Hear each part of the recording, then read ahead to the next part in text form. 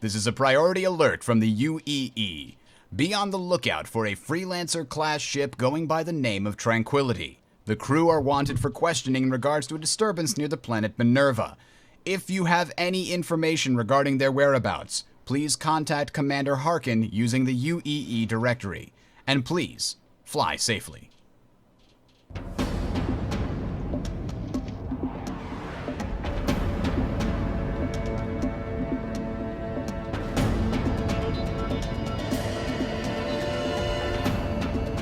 Welcome one, welcome all, welcome to another exciting episode of Tales of Citizens right here on the Sound Strategy Network in association with the Team Legacy Gaming community and Unrepentant Gaming. I am Bridger. I'll be your host for today. We've got a great show for you. Glad you got a hold of the program, however you may have found it. Tell a friend or two, won't you? I do want to let you guys know we do record every Sunday at 7 p.m. Eastern Standard Time.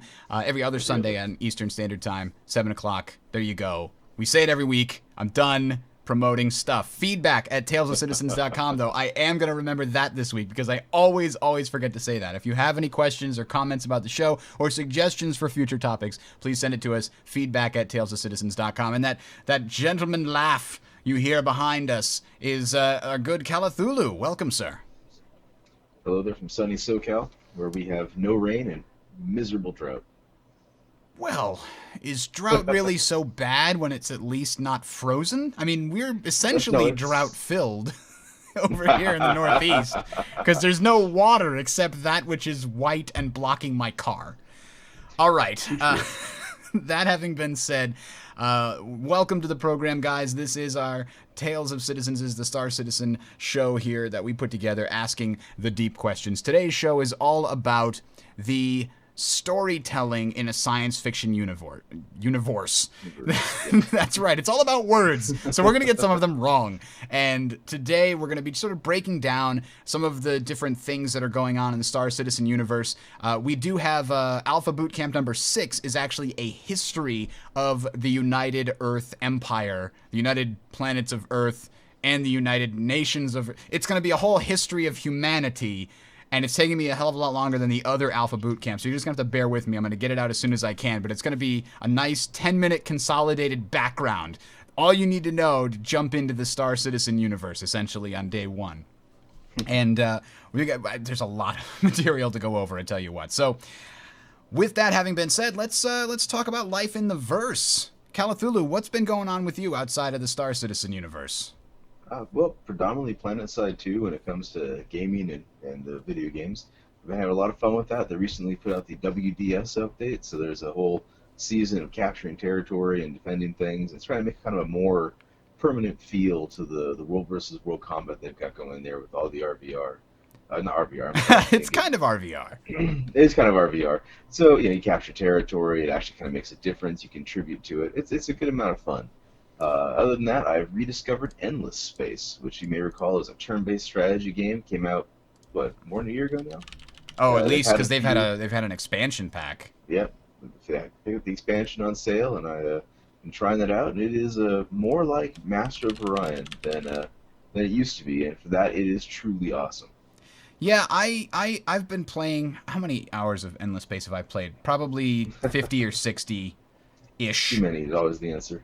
Yeah, too many, thereabouts. It's a fun game, and it's got some very cool concepts in it, and I have to say, they've got a beautiful UI. The UI in this game is amazing, and for a 4X game, that is so rare, I have to say. Everything is very consistent. Right-clicking always goes back one menu, for example. Mm-hmm. It's a really cool thing, but man, the AI just isn't that great. True. I mean, very true. As is the case in pretty much every 4X game ever, which is unfortunate. Yeah. But, I recommend it. I had a lot of fun with it. I pull it out every once in a while, too, when I just need my fix of a 4X game that's not Civilization. Yeah. Because that I have 500-some-odd hours in, and it's far too many. Speaking of terrible AI. Speaking of terrible AI, exactly.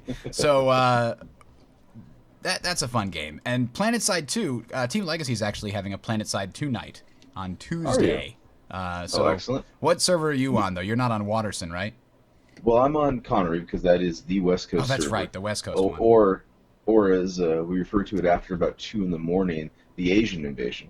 Ha. Um, it seems that a lot of like South Korea and Japan, a bunch of the bigger groups there got together and decided that Vanu on Connery was the place to be at their peak hours. So it's kind of like a rolling tide of purple spandex as they go across the plains there. Always fun. As Of for course. me, I've been doing mostly nothing but reading about the lore of Star Citizen in preparation for this show and for Alpha Boot Camp number 6, and I've been working on voraciously. That's the wrong adjective. I've been working extremely hard on the organization of our Star Citizen chapter. It's been a lot of meetings and discussions, and I now have absolutely zero incentive to ever go into management, because holy crap, is it Yeah, frustrating. I have been working as a team lead most recently, and I will tell you, it can be frustrating. But when you see some things start rolling in and everything's working, you see improvement, it makes it all a lot better. As long as they all do it my way. Well, you can't get that. That's not going to happen. All right, so let's get on with the fun then, ladies and gentlemen. Here's the thing. I'm browsing the forums, and I'm not just browsing the forums, but I'm also browsing Steam. And you know what I see on Steam, Calathulu? Well, I'm going to guess a whole lot of indie games. Yeah, there's a whole lot of indie games. That's true. That's kind of like an indie invasion recently. But even more recently, happening all the time, I see a game I'm interested in, I'll click on it, and then it'll say early access. And my brain will go into a stupor. And I get very frustrated. And when I get frustrated, I have to vent. And when I vent, it's called a Bridger rant. That's right. Ladies and gentlemen, this early access trend has to stop. It has to be shot with a shotgun, burned with fire, buried 6 feet under, and covered over so that no one knows where the grave is. Honestly, this is the most horrible trend in gaming in recent memory. Not since the free-to-play stupid cell phone bullshit and Farmville have I been so frustrated with trends in gaming. And I know some of you are like, oh, early access, there's nothing wrong, you don't have to buy it. Bullshit. Bullshit, bullshit, bullshit. Okay, let me break this down for you. Okay, so I'm playing a game that's, most of these early access games, by the way, are sort of multiplayer games, and they all have progression systems. Take Hearthstone, for example, or EverQuest Next Landmark has an alpha thing that you have to pay to get access to, and they have these things where, okay, the game's not finished yet. It's like 25% of a game. It's not real. Some of the features are there. The main features are there. It's not balanced. It's not fun. It breaks. The netcode is broken. Why would you want to pay to get into this? Okay, maybe you really, really, really want to have access to the developers and just make sure they make the game perfect, exactly the way you want it. Here's the problem. Those developers, because they have those founders packs and because it has a progression system, nobody wants a reset if they're already in the game. That's a huge disadvantage. But if you come into the game and you come in at release time, when the game is finally balanced, when the netcode isn't broken, when the main features are all finished and the game is actually fun, and if you enter the game and there's hundreds and hundreds of thousands of people who are already 70 steps up the chain, and they've got a Hearthstone deck with thousands of freaking characters, and you can't even play with your friends who have been in since the very beginning because they are so far ahead of you. That's nonsense. This is an ongoing problem. And what's worse, people say, so what's the problem? You just wait and you play it later. But here's the other thing. If I play it early, then I'm basically taking the amount of hours that I'm going to play the game. Let's say it's going to be 90 hours with this game before I get tired of it and I want to move on to something else. Okay, 90 hours. If I spend 45 of those hours playing a subpar, crappy, broken version of the game, I've wasted a huge chunk of my enjoyment of this game. It's just lowering the quality of my gameplay. And that's what the early access trend is. They're releasing games early, calling it alpha, which is good. At least they're saying it now instead of just releasing it broken and then saying, we'll patch it later. Sega. So at least they're saying it now. But the problem is people don't realize they're hurting their own game brand by releasing something that's crap. And this all does tie back to Star Citizen, because I've seen a lot of threads on the forums, Calathulu, where people are arguing, the persistent universe is going to have a beta of sorts, obviously. Absolutely. And there's been arguments back and forth about whether we should have reset, essentially, when we go live. And the answer is always yes. Yes, the answer is yes, because I don't want to be forced to play the game when it's in a not working state, when it's in an unbalanced state. If I'm only going to enjoy the game for X many hours, which is true, just because the game changes over time doesn't mean I'm going to wind up not burning out on it eventually. I want to play the game from the moment it's really good all the way until I burn out on the game.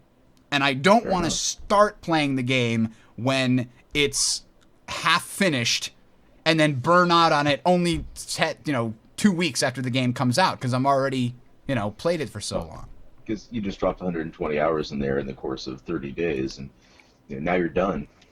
And the Star Citizen doesn't really, it does have some progression, but it doesn't have a progression system in the likes that, all of these other free-to-play, like War Thunder, where you progress through the trees and you can't get jets until you spend 90 hours playing the stupid propeller game. Anyway, Star Citizen doesn't quite have that. You're supposed to be able to have plenty of fun just flying around in an Aurora if you wanted to, but the problem is, because this game is going to be so competitive from a organization standpoint, you're going to want to get in there and try everything out and really get your hands on it and practice. How long does it take for me to make this trade run? And like all of that information is so valuable come launch day that if they allow Star Citizen to be just, okay, open beta for this 3-month period and then it releases, I'm going to be really disappointed because it means that I'm going to have to spend all that time playing a subpar version of it because I know I'll have to in order to get the information we need in order to do well when the game actually comes out. I would much rather see beta weekends where they said, okay, 1 weekend out of every month, we're going to allow everybody in to play around with it and try to break it and see what the problems are. And then we'll take feedback from that and we'll make a new one next month. Well, look at the way Diablo 2 did it. You could play the first chapter when Diablo 2 had their open beta. Oh, God. I want to say, 98? God, I seem old. Anyway, so you got the first, chapter, the first quarter of the game, but then you couldn't get anywhere else. So Star Citizen's, open beta was you have these 10 systems to fly around and go nuts. That might not be a bad compromise to make, so they can stress test their servers, they can really see if they're hammered, but weekends would do a good job of that, too. And there also wouldn't be a bunch of content showing up that that was meant for you to discover over time in the game. And people wouldn't know it was out there because it had never been tested outside of closed beta. Yeah, so for example, Guild Wars 2 did 3 open betas to the backers or the pre-order customers, pre-purchase customers. And I thought that worked really well because each beta we saw something very different. Like the first beta, we weren't allowed to play with 2 of the races, and then those got added later on, and we were able to play around in their zones. And then, so they sort of added and tweaked and changed things over the course of those betas, and we could see and give tons of feedback, of course, between those. Yeah. You don't need to be playing it 24/7 for weeks at a time in order to give your feedback. It was very focused that way. And go ahead. Yeah, because the only feedback they got was on the part of the beta that was open that weekend. I remember one of them was the RVR beta, where everyone was out there explicitly to try and break the RVR system, and it broke. And they got a lot of feedback for that. Yeah.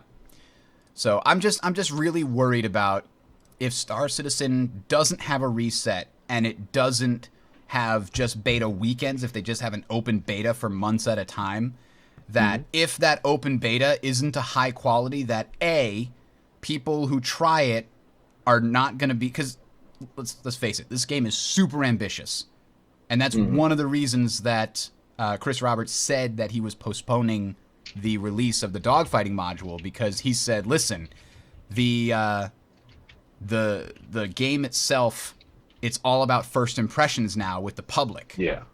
Oh, yeah. So that really is something to think about. If they have an open beta that's just all the time, and people aren't as happy with it as they want to be because it's a super ambitious project, doesn't make everything, then they're going to just continuously be able to experience this subpar thing, and they're going to lose their hype train. If instead you say, here it is, it's only for a weekend, everybody plays it, and they don't play it long enough to really get tired of the flaws. They find flaws, but they are able to forgive them that first weekend. You know what I mean? Yeah. Oh yeah. Yeah, you get this new experience with a new game, and everyone has that feeling. Hey, this is awesome. Yeah, it's all brand new. You're exploring the world. It's all kind of got the shiny edge to it. And then after a while, that gets worn down, and then eventually you cancel your WoW subscription. But that's not the point. The point is that, because it is the shiny and new thing, you will forgive it a lot of those little flaws you don't notice, like the fact that the guy you're escorting takes his sweet ass time carefully tiptoeing down a hillside and getting jumped by ogres every 6 seconds. And the ogres are all purple because their skins, their textures weren't properly loaded somewhere. Exactly right. Actually, World of Warcraft beta, I had, because of a driver issue with WoW, the first time I ever tried that out, the entirety of the Night Elf island area was the watermelon texture. The watermelon texture? It was truly awful. I had to stop. I was like, okay, but this can't be right. But yeah. So it was just all the ground was just watermelon. The ground was just watermelon, squares of watermelon. Did you have the Charlie and the Chocolate Factory song in the back of your head that he sings when they're all all the things that are made of candy but they look like other things? The ground is made of watermelon. So garish, yeah. It was just so garish. It just slapped me across the face. But on a different computer, it was fine. So you forgive a lot of things because you're trying to make the game better in theory by doing your beta test. But with a lot of beta tests these days, it's now kind of the advanced promo instead of a beta test. Yeah, unfortunately. Which is where, again, I don't want to wipe because I've got all these great cards in Hearthstone. Well, it's a beta. You're trying to make the game better. It's stress tested. But not everyone gets that anymore. I think that's Google's fault with Gmail, since it's still in beta. Or did they get it out of beta finally? No, it came out of beta a couple years ago, but it had a thing in the labs so that if you were uncomfortable with it being out of beta, you could click a button and it put the beta sticker back in the top corner for you. I don't know if it's still there or not, but Hearthstone is way too random. We'll talk about that after the show. So the final comment I have on this point is that somebody in the chat said, you could see, Con Zero said, you could see the masses trying to find a bangle for that weekend or what have you. Mm-hmm. In Guild Wars 2, each beta, they had a sort of massive end of beta event where they tried to stress the server out. They could do some massive fleet battle between Bengals and the Vandal or something, the UE and the Vandal, or Operation Pitchfork launches or what have you. That could be really awesome, but that'll only happen at the end of a beta. The other thing that you'll have, it just occurred to me, people are not going to be as willing to spend money and test out things that they think are going to be suboptimal unless they know it's not a permanent purchase. That's one of the things Guild Wars 2 did also, and I think they did right. They gave you a whole bunch of gems to spend, and if you bought gems ahead of time to spend in that beta, everything that you bought would get refreshed, brand new, back into your account. You'd get all those gems back for the actual game because they were wiping everything. It was only a 2-week risk instead of, hey, you just dropped $20 and wish you hadn't. Exactly. All right, so let's go on to the main data analysis here. We were supposed to have Tim Young, our astrophysicist, back on for this segment. Perhaps he'll be able to join us next time. The reason being, he had a very interesting lecture series on storytelling in sci-fi games, and so that's what tonight was supposed to be about. And now we're going to hold the line, I guess. Unfortunately, he wasn't able to make it on tonight. So let's try and... I'm not an astrophysicist, but I play one on TV. Yeah, there you go. So, well, we got a badass over here. First, let's talk world building. Because, and we're going to weave all of these things into Star Citizen as best we can. So let's just talk some examples and then talk about how these things are going in Star Citizen. So the main challenge with world building, I find, in either a science fiction or a fantasy setting, is staying familiar enough to things that the reader knows without being completely derivative, right? The problem that I had for a long time getting into any kind of fantasy or science fiction, I stuck mostly to sort of modern day fiction, things like Tom Clancy and detective novels and things like that. So those were really easy for me to grasp because I live in the modern society. I know how modern society works. I know how cell phones work. It's really easy for me to grasp all those things. But I didn't want to spend 3 chapters trying to understand what the fucking elf was or a dwarf was. Like, I'm talking a couple years ago. Obviously, I've read Lord of the Rings since then, but that was a big barrier for me. And that's a barrier for a lot of people, even if you know 1 or 2 science fiction series or you're introduced to fantasy settings via the movies. I feel like that's a huge hurdle. So how do you do that? Well, I mean, you've got to try and get someone to suspend their disbelief. I mean, we don't accept elves. We know how evolution happened, or however you want to look at it, but how evolution happened on this planet, and how only one species ended up getting to the point where they were sentient and creating cities and major tools in that. And of course, you'll find people say, well, some chimpanzees make tools, but the point is, there's only one dominant global spanning species that is sentient and intelligent. So, you're not going to see elves or dwarves. That just didn't happen. So you've got to kind of explain it, and usually it's a wizard did it. So you got to get over that first hurdle. At least with sci-fi, it's, hey, you know what? We didn't manage to wipe ourselves out around the 21st century or so. So we made it, and now we have technology that is all wizards did it. But we got to make it sound smart. I mean, Star Trek has technobabble. They have entire groups of writers dedicated to reversing polarity, basically. And I always found that to be just like a fascinating thing. Like, they've got to make it sound like something you can almost but not quite believe. And that's how you can get people kind of drawn in. I mean, ultimately, every story is just being retold, right?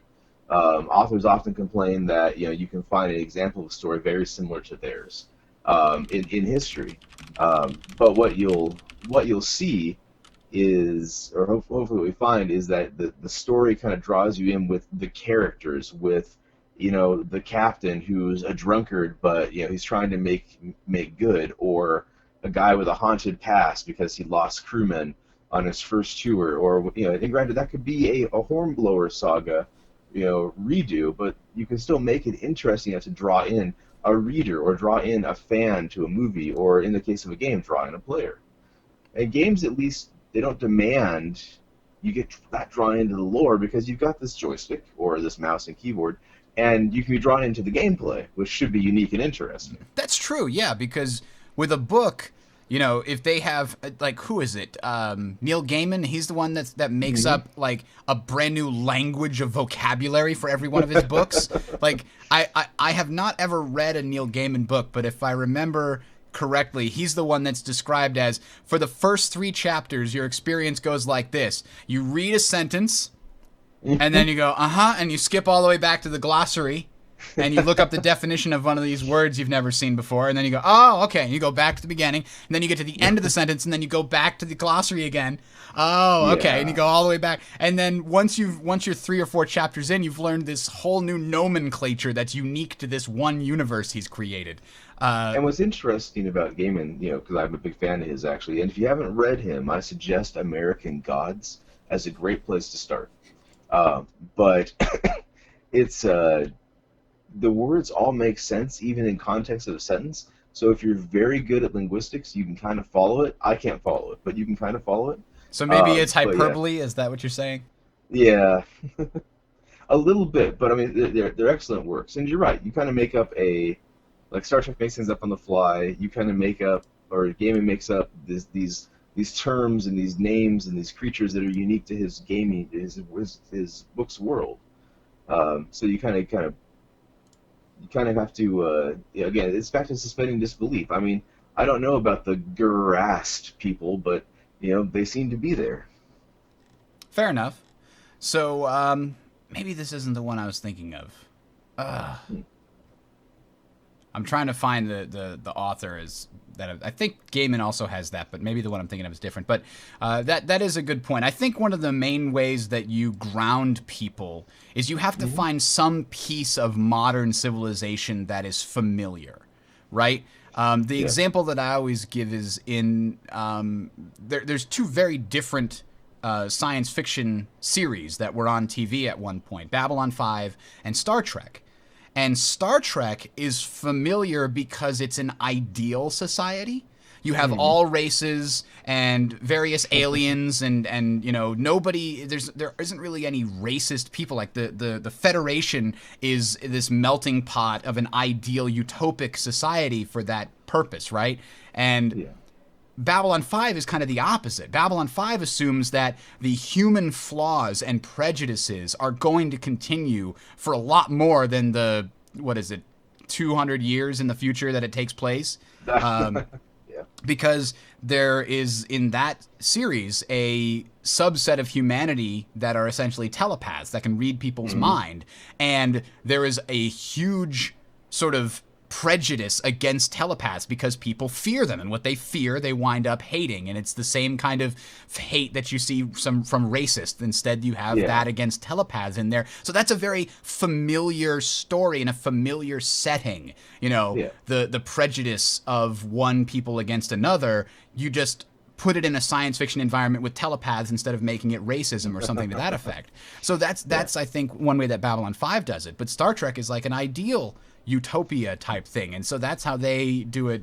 They keep you grounded in the sense that yes, this is what we'd like life to be, and so it's Well, and easy to get sucked in. even in their utopia, they're still racist. I mean, the Next Generation, towards the end of it, and at the beginning of Voyager, I think the crew on the Voyager ship, not that I'm a huge fan of Voyager, but they were all part of this like subgroup that was fighting against the Cardassian occupation. They were very much kind of what you consider now to be freedom fighters, but also very racist against anything Cardassian. They could see nothing good in that other race. Earth Firsters is what Wildstorm just threw up there. I think that's for Babylon 5. But Yeah, yeah, there's so xenophobic people as well that hate all the yeah, aliens and want to kill them. yeah, and the conflict that existed in Star Trek was the Federation's melting pot society, very familiar to us in the U.S. and most of what the Western world, versus like these kind of I'm looking for a word here. Um, I wouldn't say xenophobic societies, but they were certainly a single race societies. The Klingons, the Romulans, the Cardassians, who tried to take over Bajor, so you had a little bit going there. Until you get the Dominion, which is a weird kind of the Maquis. Thank you, Great Templar. But then you get to the Dominion, which is from Voyager, and that was another kind of melting pot, but it was a very different one. So again, even in the ideal future society, you still have the concept of the other, the different is what the threat is, which you get in Babylon 5 with human flaws. I mean, telepaths are just terrifying to anyone who doesn't want like say their wife to know what they thought of the girl down the hall. Mm-hmm. Yeah, so we've had that same kind of, and again, this goes back to the story from earlier times. In Babylon 5, telepaths, are kind of like they're powerful. They advise the kings, or they advise the leaders. They even advise Sheridan on the space station.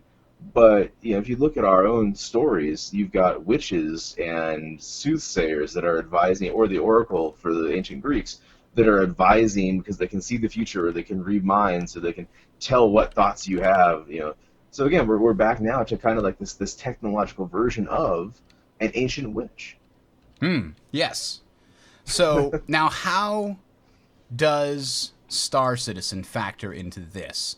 What do they keep familiar about humanity and the human narrative that allows people to simply get involved? To me, the most obvious answer is the military. It's Hmm. very reminiscent of the modern military. You even have the same naval ranks in the Navy Yep. and the Army. And Yep. the government is very reminiscent of the American, well, not just American now, but the system that at least we're familiar with the legislative branch, the judicial branch, and the executive branch. That's all sort of very familiar and analogous to society today. Well, even the Space Marines in the UEE are a part of the Navy branch. If you look at the comic they had about that, or the Jump one, I forget which. Um, and yeah, so the military is a big one, and then also they've made the society kind of similar to, or the government similar to Western one, but it also harkens back to Rome, where you've got the Imperators, and you've got these guys that are kind of like a dynasty now, where it's not necessarily a direct lineage, but what was it? What was we said earlier? There were 10 of them or 11 of them in 100 years, and they Oh all have the yeah, same the name. Yeah, Messer, the Imperators, yeah. yeah, yeah. They all have the same name, and so now we're looking at not just a modern military and a modern kind of society, but you've got this thing that harkens back to ancient Rome, and the consuls, and you've got the Caesars, right? Hmm. So yeah, so we're looking at, again, it ties it all back in. You're familiar with this pseudo alien society, which we call Rome. No one lived there. We all heard about it, and so it kind of ties you in by bringing you in and seeing a society in space that's a little bit similar, sounds a little bit like one you know from Earth. Yeah, fair enough. Okay, so now how do you introduce the differences and sort of this brand new universe? Because I know I wanted to really like the Discworld series by Terry Pratchett. It's just this Hmm. weird It tongue-in-cheek is. thing, and it's turtles all the way down. So It is. I really wanted to like it, and I've been trying to, and I find that I can actually get through books a lot more reliably when I listen to them when I'm on the way to work. Hmm. I don't have unless it's like a really good book that I'm already invested in or an author that I already invested in, I Hmm. don't tend to just sit down and want to read something.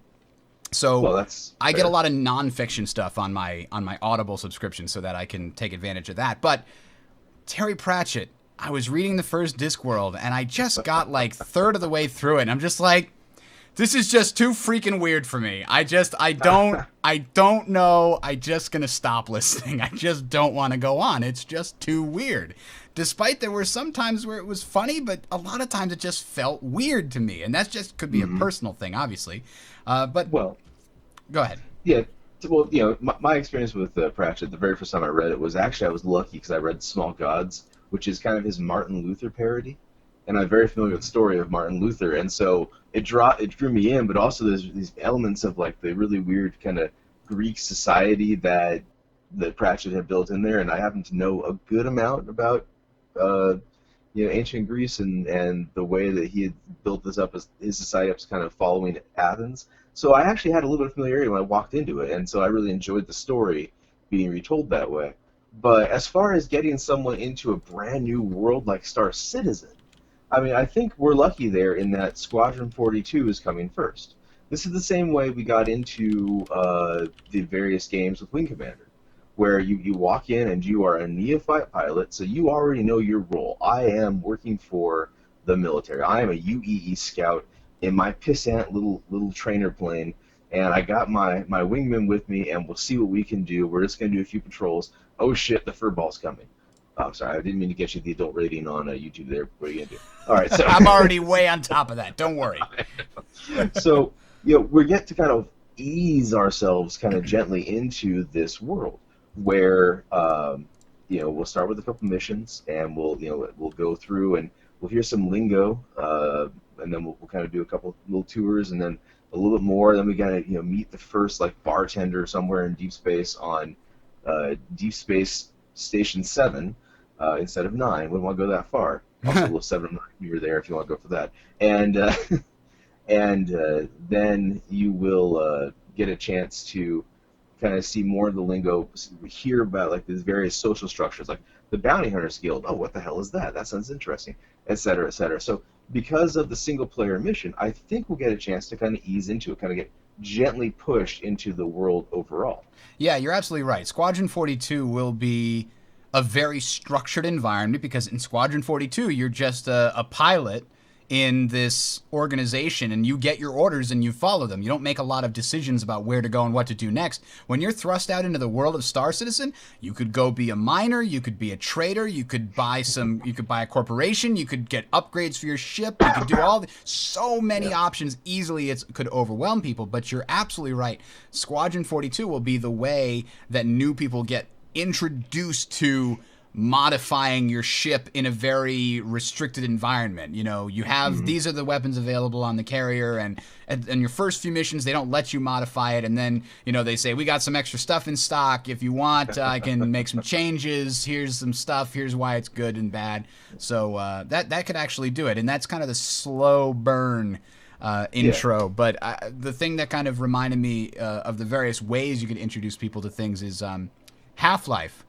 The original Half-Life is often praised for its introduction because it's got this sort of science fiction setting. You know, there's government lab, and you don't really know who you are or what you're doing, but you learn it in this environment. It's not like it's not a cutscene. It's not just exposition. It's not just text thrown at you. Instead, you get to experience it by walking around, talking to people, and you realize, oh, I'm Gordon, because everybody always says, "Hey, Gordon," so that's me, obviously.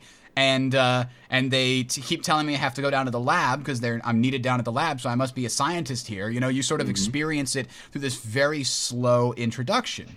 Yeah. The one that struck me too is BioShock happens kind of the opposite. I mean, they do have sort of that slow thing where you climb over to I'm talking about the first BioShock. You know, you climb over to the lighthouse and then you descend down and you see the Ayn Rand sayings everywhere, sweat of his brow and whatever. Is a man not entitled? So, but then when you get down there. Yeah, when you get down there, you're just instantly assaulted by a splicer, if I recall. Like, right away, you start getting attacked. And you learn about the world by seeing the level design, seeing the effects. You're looking at the present, and from it, you get to understand the past. You don't have to read a bunch of text. You don't have to pick up audio files and listen to them to hear more about the history. You can figure out what went wrong, and you can figure out when it went wrong, because everything has New Year's 20, you know, whatever, or 19, whatever, and then everybody's wearing the masks, you know, the for the masquerade ball and things like that. So that worked really well. And the other way to do it is when you focus really closely on characters. And I thought about this because I'm like, what science fiction do I really love? And it's Firefly. And Firefly exposes you to the new world of the universe of Firefly by very slow degrees. In the first episode, you learn a little bit about the what do they call it? The Alliance. And you know that they were, you know, at war because you saw that big thing in the beginning of Serenity where these mouse fighting. And you don't really learn too much about the Reavers. You learn a little bit, but you don't learn too much. You don't know too much about any of the other people that they meet throughout. You don't know anything about the planets and the moons and the poverty, but you learn them bit by bit. Instead, what you're focused on is the characters, because the interactions between the characters are so familiar and real. The banter and the problems that exist, because the first episode is a problem that they have internally on the ship. It doesn't have to do with this grand alliance and the great world beyond. It's just the little things happening on this ship. Simon brings his sister on, and they're wanted criminals. That's a familiar story you can feel, I think. And you put Portal? That's another way to introduce. Exactly, because in Portal, you wake up, and it's kind of similar to Half-Life, but then throughout the whole thing, in the plot, you also find that what you thought was true wasn't. So they throw kind of false leads out there, and I mentioned the cake is a lie. Because they throw these false leads out there, and then when you do actually beat the game, hey, the cake is there. Ah. It wasn't a lie after all. So, so here's another problem, and you can see a lot of science fiction that has to deal with this, is it's really easy to write a story with drama and tension if you're focusing on a very small thing, like who writes The Lincoln Lawyer? That came a movie recently. I read a bunch of books by that guy. Now I can't remember. Anyway, other books. Let me look it up right now. Damn it! I want the book, not the movie. Michael Connelly books, Tom Clancy books. You focus close in, but Michael Connelly books are like things that take place with a single detective, right? They follow a single guy around solving a murder. It's very similar to the TV shows. That's easy. And it's pretty good, but usually with science fiction, it's almost always focused on the broad categories of things going wrong. An exterior threat like the Vandal in Star Citizen are a menace that have to be dealt with. That's the dramatic challenge that has to be overcome. In Star Wars, it's the Empire that has to be overcome, right? How many science fiction settings do you have for just a generic story of a detective, right? There's just not that many. There's only one that... All that springs to mind is Asimov's Robot series. Almost Human is one that's on TV right now that is essentially a generic detective story, but in 40 years in the future with a very interesting technological with like an Android partner or something, right? Yeah. So yeah, there's very few of those. I think that's because when you have a technologically advanced and a future society, people are like, well, they'd be able to solve these stupid little problems so much easier. The only problems that would challenge them are something that would challenge them as a species. And those are so much harder to tell, but when you can tell them, they're amazing. I have to say. So Star Citizen has a lot of actually different segments of that. It's got big stories like the Vandal and the Xi'an, and whether we're going to be having, because Xi'an they have a kind of a cold war against because we accidentally opened fire on them when we first met them. But then again, that information is going to be available in Alpha Bootcamp number 6. A very cool story. So right back to human flaws as well, by the way, because someone who probably shouldn't have been leading that force is the one that met the Xi'an for the first time. Yep, and you can have internal threats, like a civil war on a galactic scale is a great giant story to tell. So that's an epic feeling when you want to make a space opera. You can have internal threats, and that's essentially what Messer, the Imperator, was in Star Citizen. He was this guy that essentially took over like Caesar and created a fascist state. And the story of him and his descendants holding the UEE together with an iron fist and finally the freedom movement overthrowing and toppling that government, that's an interesting and engaging story.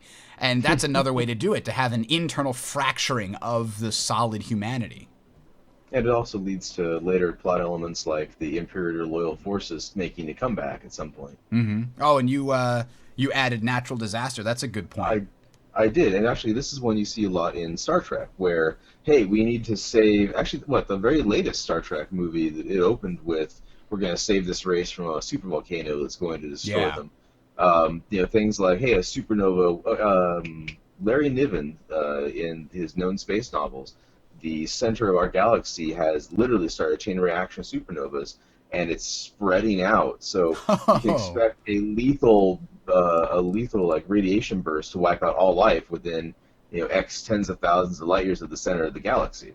Then you have things like experiments gone wrong, which is another Star Trek example from the Next Generation, where like a guy makes an experiment and it creates this giant rift in space and time, and now a planet nearby needs to be saved. So you've got it's the man versus nature story, which is an archetype of all stories, but it absolutely is alive and well with sci-fi.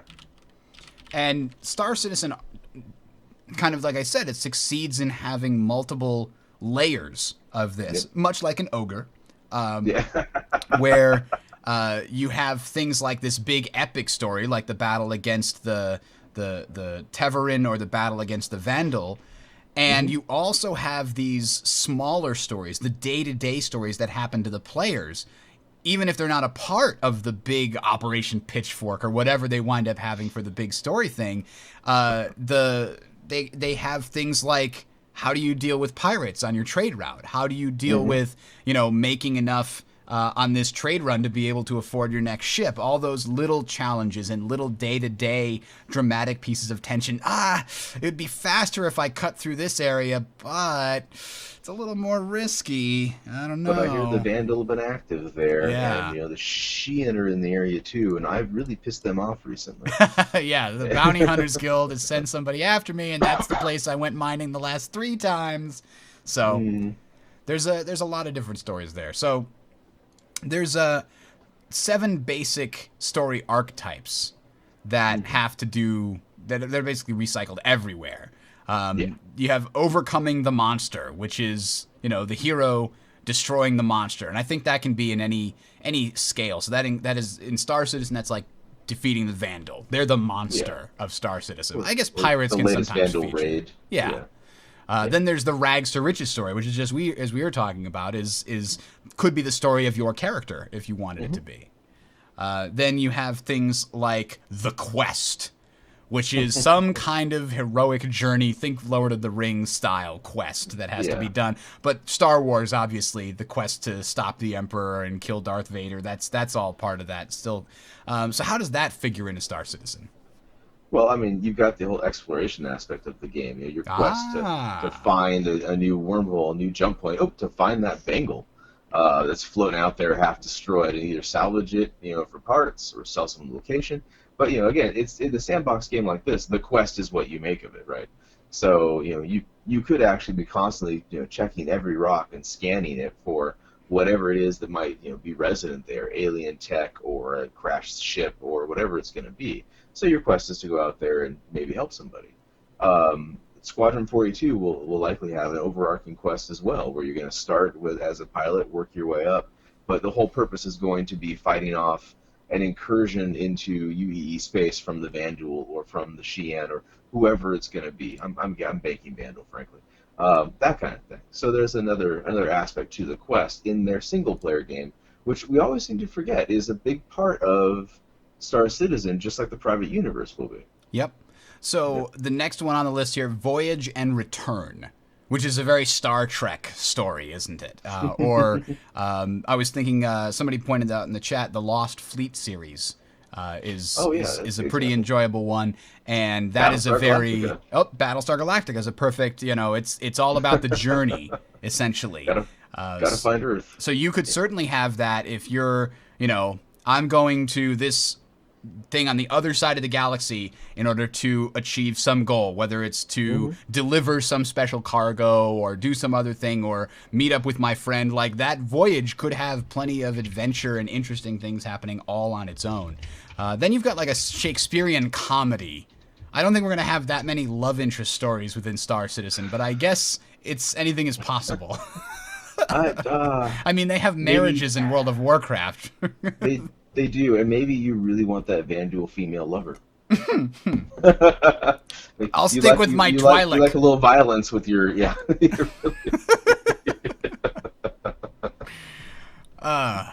or Centauri. Then you've got tragedy, which is more like Shakespearean tragedy, Hamlet, Romeo and Juliet. That could certainly be a story in the Star Citizen universe, though again, probably not as common like comedy. And then there's You mean like when someone blows my cargo? That's a tragedy. That is a personal tragedy. Maybe not. I think it would be more a tragedy story would be, it's one of those things where you go through the majority of the story is you going and overcoming all of these odds in order to finally scrap together enough money and to purchase this giant piece of cargo, which when you sell it will earn you enough money to buy your brand new constellation. And you've made this trade run 20 times. You even bought extra escorts just in case. And it turns out that the escorts that you bought were actually pirates. And if you hadn't bought them, you would have been fine. But because you did, they blew you up and took all your stuff. That's the tragedy that we're talking about. That's the level that has to be before it's a tragic story.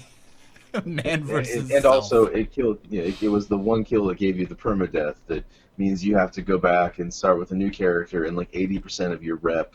Yeah, that sounds like a tragedy to me. All right, so that having been said, we're coming up on our normal end time here. Why don't we talk about a little bit about our favorite science fiction stories, whether they be a novel or television show or movie, and explain why and what made them great. Do you want to do this in like a trade-off fashion? Let's alternate. All Why don't you go ahead and start? Okay, well, in that case, the Vorkosigan Saga by Louis McMaster Bujold is probably one of my favorite sci-fi series out there. If you, excuse me, have not had a chance to read it, there are, I would swear, like 12 books in this thing, and they're good. The whole point of view is of a young man who was injured in political intrigue in his mother's womb. So he's born with bones so brittle he can't fall down 2 steps or a foot without breaking something. And so you've got your hero who is so massively damaged. How could he possibly do it? So then the story then is about how he manages to pull off a military career, how he manages to end up running a mercenary outfit. So you've got this whole series of events that lead to him, in the end, taking some political power in a society that hates mutants, and he appears to be very mutated, being deformed and disfigured from a fetus on.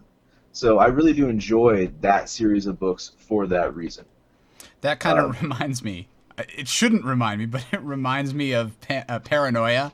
Did you ever play the tabletop RPG? I did play that tabletop game, where everybody is secretly a mutant, and everybody is secretly a member of a secret society, and all mutants in secret societies are banned by the computer. Yeah, so you can't let them find out. Have you had your hygiene inspection, citizen? No. Yes. Just recently. All right. So my first recommendation would be the Commonwealth Saga. This is a series of 2 books by Peter F. Hamilton, who has definitely become one of my favorite science fiction writers. He always comes up with, it's almost like he comes up with a bunch of technologies and say, what would this lead to? Like, if we had these technologies, what would be the result? He's one of those people who loves to be a futurist. He's like, okay, what would be the cause of this? If we had a sort of what he calls regeneration technology, right? So if we have technology that allows you to just at age 45 or 47 or 50 go into this vat, this like tube for 3 to 6 months and come out as your 19-year-old self, what would be the result? Well, he considers the result is that right next to these rejuvenation clinics where people are recovering from this process as a 19-year-old version of themselves, there are these quote-unquote nightclubs that are really just places of massive orgies, because you have people that were like 50 years old that now suddenly have the hormones of a raging teenager. The raging hormones of a teenager, rather. And nothing to lose anymore. And everybody else around them is young and beautiful. So that's what would happen. I have a problem with that, because I refer to that as my Saturday night. Oh, I'm sorry. He just took your Saturday night and took it into the future. So anyway, Sci-Fi. I see how it is. That's just a very small part of the. It doesn't really even have anything to do with the main. It's just a small tidbit, a small a window. Exactly, it's a window into society, and it's one of his sort of extrapolations. If this happened, then what? And he does that all over the place. So in this series, humanity has. The big thing is humanity has regeneration technology and wormhole technology. We can open wormholes to anywhere we want. It takes a lot of power, but we can do it, and we can make it stable. And there is a part in here that always stuck with me, because it just sounds like such a brilliant idea. If you have a wormhole that you can open from one place to any place else, and you've got to power it, how do you solve the world's power problem? Well, you build a 5-kilometer belt of solar panels around the entire surface of the moon, so that no matter where the moon is, half of it, and therefore half of these solar panels are always pointed towards the sun. So you always have 2.5 kilometers of lit panel. Sorry, around like the waist of the planet, right? So around the equator. Around the equator of the planet. So half of them is always pointed towards the sun. And then you have a wormhole, a stable wormhole from Earth to the moon with power cables going through it. Of course. That's farging brilliant. And of course, how would you use this series of wormholes when you now have people stretched throughout the cosmos on many hundreds of worlds? Well, a train system. Because nobody's going to walk through a wormhole. You just get everybody on train. And not only that, you can take a train from LA to New York. It gets there in 2 minutes. Like, now aboard the train to New York, goes through the wormhole, comes out New York, everybody off, like, done. And that ties right into Star Citizen's interplanetary travel, that whole system they're putting in for people without ships, to move from place to place without needing to pilot anywhere. Maybe you don't have giant cargo haulers, maybe it is like a wormhole, though I doubt it. So anyway, that's why I liked the sort of universe that he built, is he does think really deeply, what would this be the result here? And there's even, I can't remember, I'm sorry, this is the Commonwealth Saga, and I think it's the Void trilogy, which actually is in the same universe, but 1,000 years later. This one takes place in 2380, so about 300 years from now. And then 1,000 years after that is the Void trilogy. And actually, because they have regeneration technology, humanity gets, we get to have some of the same characters stick around, in fact, which is really interesting, even though it's 1,000 years later. So anyway, what I really love about his writing and these books in general is he can take and introduce you to a dozen characters. 12 completely different characters that seem to have absolutely nothing to do with each other. They all have their own little problems, and they all run into bigger problems, and you follow each of these characters, and you're jumping from one to the other, chapter to chapter, and you have no idea how they're going to tie them together. It's almost like reading A Song of Ice and Fire, but have it actually come together at the end. Because at the end, it's just he weaves them all together, and you're like, that's how he does it. Because when you're reading the book, you get halfway through, and you're like, I don't understand how these characters can ever possibly have anything to do with each other. And finally, at the end, you're like, that is it. It worked. I didn't even notice it worked, and it's worked. It's completely worked. And I think that when you ding the Song of Ice and Fire, you just heard half of our audience yell at you. Oh, I don't care. I will back that up to the end of the world. If I had a physical copy of the book, I would shred it. I just... Understood. If you enjoy that style, the Commonwealth Saga, multiple characters, different threads all coming together at the end, Tad Williams, not my favorite author, but he does a very similar writing style, and it's exactly like that. You got a guy who's a World War I soldier, and he's fighting the trenches. Then you got someone else who's paralyzed playing a VR MMO, and somehow at the end of it all, they come together in one story. Oh, and I should probably mention, the Commonwealth Saga, the grand story itself is a sort of epic space opera where there's some big bad that has to be defeated, but there's, infiltration into the human government, and nobody knows who to trust. And, another really cool thing, just because I love the cool ideas he has in this book, right? So genetic manipulation and engineering.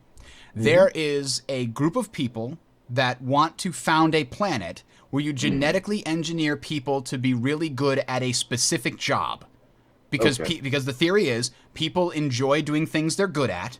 So if you genetically engineer someone to be a policeman, then they will enjoy being a policeman because they're really good at it. If you genetically engineer somebody to be a reporter, then they're going to really enjoy it. You give them the traits needed for that thing.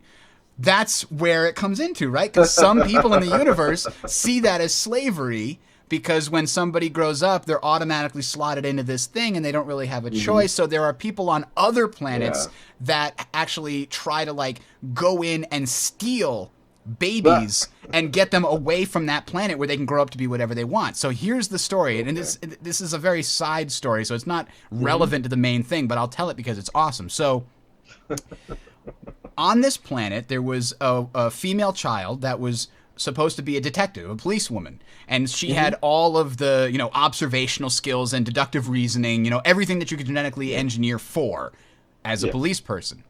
She was stolen from the hospital as a child and wished off the planet, and her parents told her when she was 16 that she was they rescued her, quote unquote, from that evil planet. She was so genetically engineered to uphold law and order and find law and order to be she turns in her own parents and testifies against them in court, and she becomes one of the best agents or detectives, essentially, that the that the multiplanetary government has because of the genetic engineering.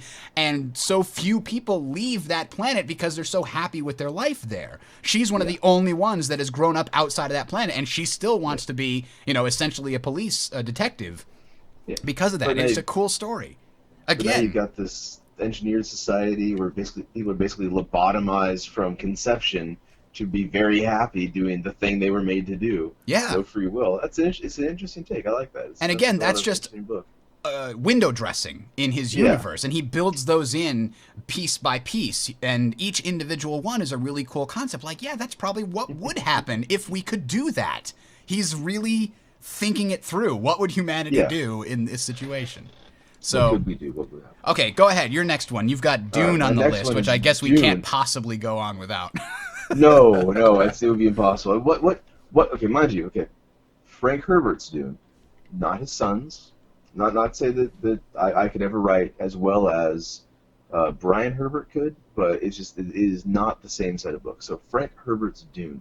I mean, what's not to like? You've got you've got action, you've got prophecy, you've got indigenous freedom fighters versus the tyrannical government, you've got immortality, you've got mutation, you've got, hey, back to what you're talking about, the spice is life, the Spacers Guild is the spice. I mean, when Herbert wrote this book, he was accused of founding a cult because people were so into it and so liked it and so enjoyed the read. I mean, the Fremen, Moadib, even 50 years after it was written, right? Yeah, maybe 40. Even 40 years after it was written, it still This website garners. is dancing at me. Why? I hate that website. Even 40 years after it was written, it still garners new stories about it. It garners TV shows. I mean, the Sci-Fi Channel did one a few years back, the kind of mini-series. You had the 80s movie. I hear there's another one they're thinking about making, all on this one work. I mean, if you're going to read like the seminal sci-fi novel of our age, I think Dune is it. It's got military themes, it's got environmental themes, it's got the good and the bad about changing Arrakis from a desert world to terraforming. It really is an awesome book. Awesome set of books. The first one is probably the best. And by the way, for those of you that are thinking about getting into more sci-fi reading, if you don't have a lot of time or you don't normally read books, but you do have a commute or you go exercise or do a lot of chores, I have had a subscription to Audible for a very long time, and they're obviously not a sponsor. I would be able to say, go to audible.com/Tales of Citizens for free books. Yeah. Because you hear it on all podcasts, but I don't have that. I don't have that luxury of being able to promote them for money. But I do have over 115, 117 books, I think, there. And, they've got a huge library of science fiction ones. Anyway. Yeah, we use Audible here as well. I mean, if you need 2 endorsements, I mean, my wife, that's how she does most of her reading these days, and it's you just get credits, you punch it in, you get the book you want. It's really quite an awesome thing. And the one that I have is the 24 books a year, which equates to about $10 a book, which is a pretty good deal. If you're going to read that, you get that, and then you take your 24 credits, you get all the books you want, they're yours for forever, and then you can cancel your subscription until you've listened to all of them. I actually do wind up going through that many, but not everybody does. Lemovox wants to know if there's any good PC games related to Dune. The father of all RTS games, Dune 2000, sir, came out before Command and Conquer. I don't think it's any good, though. Not today. No, Dune 2000 was the EA remake. Dune 2 was the Westwood Studios original. Oh, that's right. Which came out in 94, 95. But it is the father of all RTSs. In fact, when Blizzard, a guy, there's a long story here, but a guy I know at Blizzard who was the lead programmer on StarCraft was working on Warcraft, and when they released Warcraft at Blizzard, he got an email from one of the Westwood guys that said, "Hey, that's a great Dune clone about Warcraft, the original Warcraft, because it was a straight up RTS." Yeah. All right, so I'm going to try to get through some of these a little faster because we're spending too much Understood. time on we're each out one. of time. I had on my list Star Trek Into Darkness because that was just one that popped into my head as recently that I saw that I thoroughly enjoyed. And we already worked into the show. Yeah, a little bit. Back to the Future. Partly because it has such an amazing score, but also because it was just an amazing series of videos. Maybe it's just one of those, looking back and nostalgia things, but I really like Back to the Future. Firefly, obviously. Babylon 5, not everybody's going to... I would always recommend Firefly to everybody. I wouldn't always recommend Babylon 5 to everybody. True. But I really enjoyed Babylon 5, and I think science fiction people will too. Doctor Who, another fan of mine. Favorite another favorite of mine. And I know that we didn't put this on our list because I left it for somebody else, but Blade Runner has to be mentioned somewhere in here. Oh, absolutely. Blade Runner, a detective story, is an awesome one. The original for that, by the way, was Philip K. Dick's "Do Androids Dream of Electric Sheep?" So if you're gonna look for that, Blade Runner as a literary work, it's not under the name Blade Runner, but I have the 30-year anniversary edition actually in my living room. I was gonna watch that tonight, so there you go. Oh, Ender's Game. Ender's Game is a Ender's great book Game. if you haven't read it. Don't worry about the movie. It's too much good sci-fi out there. It's what it is. All right. So Any others on your list? Known Space by Larry Niven. So it's not the name of the book, but it's Larry Niven is a physicist, a hard physicist, and he writes a series of books about like what life, what the physics are. He's got detective stories, Gil the Arm Hamilton. He has the Mankazim Wars, a series of short stories about war in space between giant cat-like creatures and humanity. Sound familiar? He's got The Ring World, which you've probably heard of. The idea of a dicey sphere is that giant sphere around a sun capturing all the energy. It takes too much material, so he makes a thin ring around it, captures a ton of energy. And Protector, about an alternate background for humanity from outer space. Like, we didn't come to Earth. We weren't evolved on Earth. We came from stars near the core of the galaxy as they fled that explosion. All right. Let's see. Another great one is Forever War. We talked about that at the first show. A Fire Upon the Deep by Werner Vinge is an excellent, awesome, hard sci-fi book. It has space opera. It has indigenous peoples rising up to overcome technology. It has a lot of like high concept sci-fi. I love that book, and I highly recommend it to anybody that's interested in reading sci-fi. Star Trek: The Next Generation, the TV series. Not many movies on my list, you'll notice. That one is, I can't speak to the original series as much, but I like Next Generation because it asked a lot of questions. Battlestar Galactica is another excellent one, and then really anything Isaac Asimov. But the Foundation series in particular stands out with the psychohistory in that. Really just a fascinating conceptual book. I have that on my Audible. That's one of the ones I'm going to listen to soon. Oh, and then Alistair Reynolds' Revelation Space, which is very similar, I think, in style to the Commonwealth Saga and Hamilton's other works as well. All right, excellent. I think we covered everything. Somebody in the chat mentioned the Lost Fleet series. We mentioned that previously on the show, too. That was an enjoyable one for me. Very good space opera, yeah. Yeah, I think it's about time here. I've got to get ready for the Team Legacy chapter meeting. We got our Star Citizen chapter meeting after the show here. So I'm going to get ready to go for that. We welcome you guys to join us here 2 weeks from now, which is February 23rd. 23rd, you're right. 23rd. My computer does not lie, friend. That is the political episode. We're going to be talking about corpse contractors and syndicates, as well as the organizations. Yeah. Probably the board game diplomacy as well, and politics and negotiation in games. That's all going to be a part of it. So definitely tune in for that. I'm going to get the Alpha Boot Camp for number 6 out as soon as I possibly can. So look forward to that on the Team Tales of Citizens website, talesofcitizens.com. And I guess with that, I'm signing off. All right. You guys have a nice night. And enjoy your week. Thanks for joining me, Calathulu. I'm Bridger. See you guys later. You.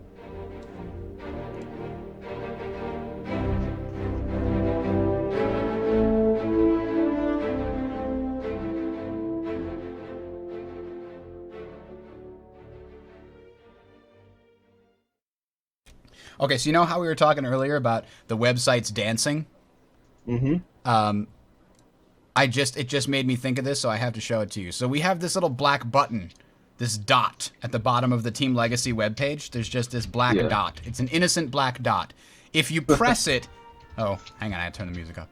If you press it, here's what happens. Con los terroristas. And of course, you can't stop it. I can't stop it. It's going now.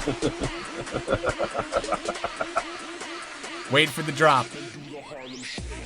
Oh no! The whole website goes crazy. Fun with Star. I don't know why we paid for this. I'm pretty sure that was an add-on we had to pay for. That's ridiculous. That's just straight up ridiculous. But yeah. So Hearthstone. Fucking, Hearthstone. oh man. The number of times I was playing Hearthstone and I was just in a situation like, if I draw this card, I win the game. Win. If I don't draw this card, else, I will lose. Die. It was like 30% of the time I would win or lose a game on a single draw, and that felt like way too high. The construction system is just, ugh. It's a little simple is the thing. I think what Hearthstone really needs to get good and be really competitive is maybe 8 times as many cards, which is hard to balance. So a few expansions, maybe more like common cards that are good. Because you definitely get a theme for each deck with the class you pick. But I have seen so many goddamn Warlock Murloc decks that have no demons in it, for example. It's just all about card draw, so they can more likely get the card in their hand that they can use to win the game. Yeah, there was, speaking of science fiction, did you ever hear of a game called Star Chamber? I have actually Star Chamber, but I can't recall anything about it. I might have mentioned it in a previous show. So it was. Yeah, I think you might have. Here's what the game was, right? Here's a picture of it. Okay. Yeah. It was a collectible card game. It was digital, but the problem with so many collectible card games is that, what's the word when somebody takes a Magic deck and actually plays it? Piloting. They call it piloting a deck, right? Because you don't make nearly as many choices as when you actually build the deck. When you actually play the deck, you've got a preset strategy that you're mostly just executing. So that's the problem I had with that. But with Star Chamber, you would have your preset deck, but you'd have this whole map where you're moving ships and heroes and people around in order to play. There was this whole other layer. It's a strategy game that you have these card decks that plays on top of it. If you take the cards away, you could still play the strategy game, but it would be much more boring because you didn't have any of the special powers and effects that the cards had. So the thing that I really loved about this, and I'm trying to find a better image. Yeah, I just did a Google search for it and got the same set. There weren't a lot. It was a very, here we go. So niche, yeah. And here's what was great about it. So they had, I think, 9 different factions, essentially. One was like a squid people that their ships were filled with water. They were all oceanic race. It was kind of cool. The Ikna, I think they were called. Ika. Okay. And they had a cat-like race like the Kilrathi. Very warrior-like race. Very cool. So here's how the game worked. You could win 3 different ways. You could win militarily by conquering your opponent's homeworld. You could win a diplomatic victory by achieving 3 votes in your favor over the course of the game. And by turn 30, somebody would have to win, because in a 1v1 game, you have a vote every 6 turns. Somebody has to win by turn 30. You can't, because that's 2 for each, and then somebody has to win the 3rd one. So it's basically a political victory. And then there was a culture victory. So the way that the culture victory worked is you would gain and lose culture each turn, and your goal was to have 30 more culture than the closest opponent. So you wouldn't keep, when you actually look up here, it shows culture as a relative value. If you gain 2 culture and I gain 4 culture, that's a net +2 to me and -2 to you. So what that wound up happening is you have this map of the world, and there are some planets that are barren planets, and then you have your home worlds that are industrial type planets that allow you to produce. They basically produce points every turn that allow you to build ships on them, like scouts or cruisers or citizens. And then you have industrial planets, minor industrial planets that let you build ships off of them. And then you have cultural planets like that let you build culture points. And in order to control a planet, you have to have influence there.